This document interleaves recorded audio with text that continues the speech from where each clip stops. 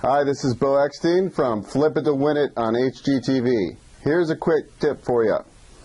I often get asked how to raise private money to buy a fixer-upper home.